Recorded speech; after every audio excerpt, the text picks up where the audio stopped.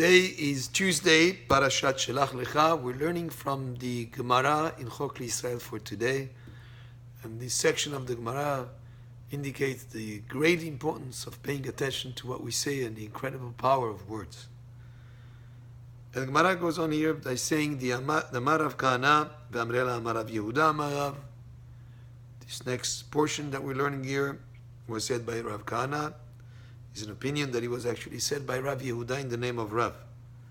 Ma'aseh be'adam echad. There was once a certain person, Bishne Batzoret, in the years of drought, Sheifkid dinar etzel almana, who gave a dinar.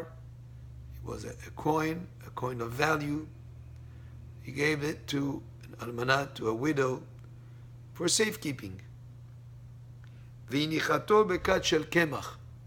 And this widow, thinking about where would be the best place to safeguard that coin, that valuable coin, she's going to hide it someplace. She hid it in a jar of flour that you make bread with. She most likely thought no robber would look into a jug of flour to see if there is anything hidden in it. So that's where she hid it. Va'afato bepat. However, not realizing on one day that the coin was still there, she was making some bread, and she baked bread where the coin, the valuable coin, was baked inside that loaf of bread. Untanato le'ani. There was a poor man that came knocking at the door, asking for food.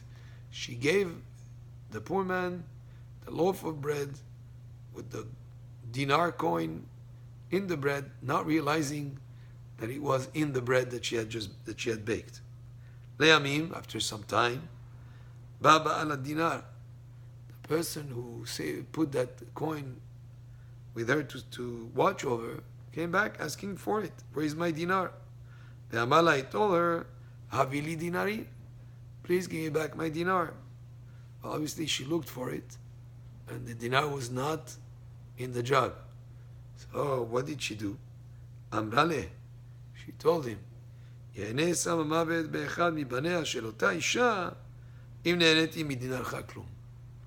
made a statement, she made a declaration that the poison of death should affect one of her sons if she had benefited from the coin that he left with her.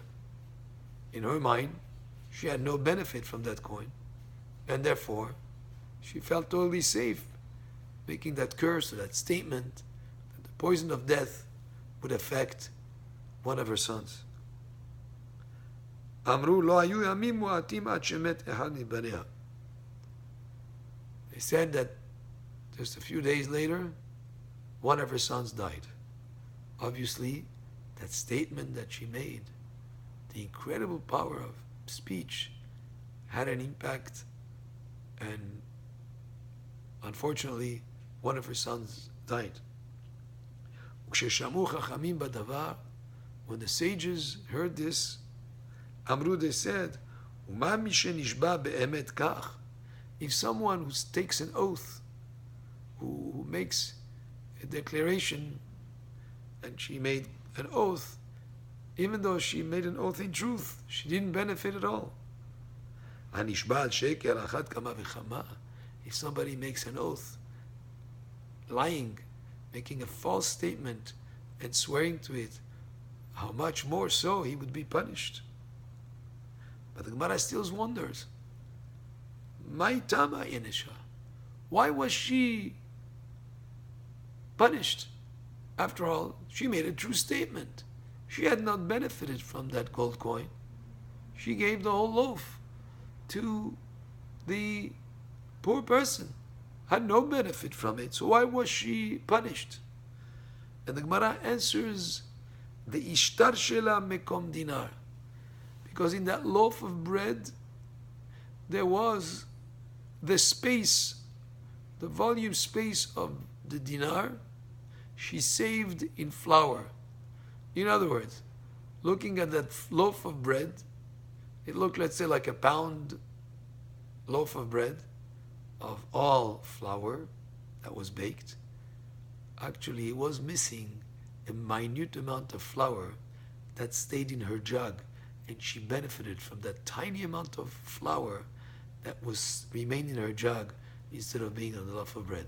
And therefore, when she made that statement that if she benefited to any extent from that dinar, that one of her sons would die, that is actually a statement that went into effect because she did benefit in a small, minute amount, but did benefit from that flour that she saved instead of it being in the loaf of bread that it stayed in that jug of flour that she had at home. So the Gemara says, "Umay mi shenishba be'emet, kemi shenishba be'emet." And therefore, Gemara says, "Well, but you said she swore in truth."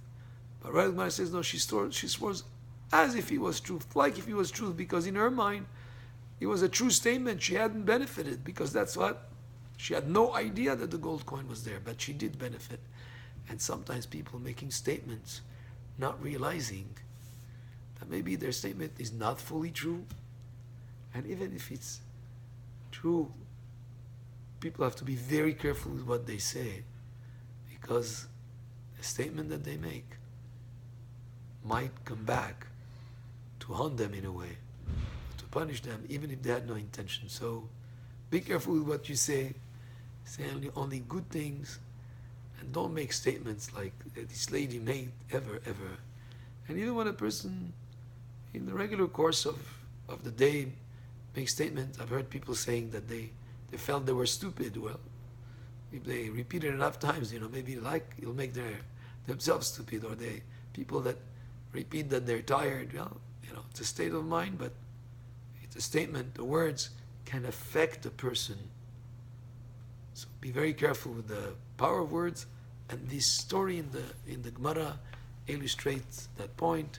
Say positive things, make compliments, and the more good things you say, the more good things will happen. And be very careful not to make any statements that might just, like it happened with this lady, heaven forbid, be very risky. So today the lesson from the Gemara is about the incredible power of words. Baruch Adonai le'olam. Amen ve'amen.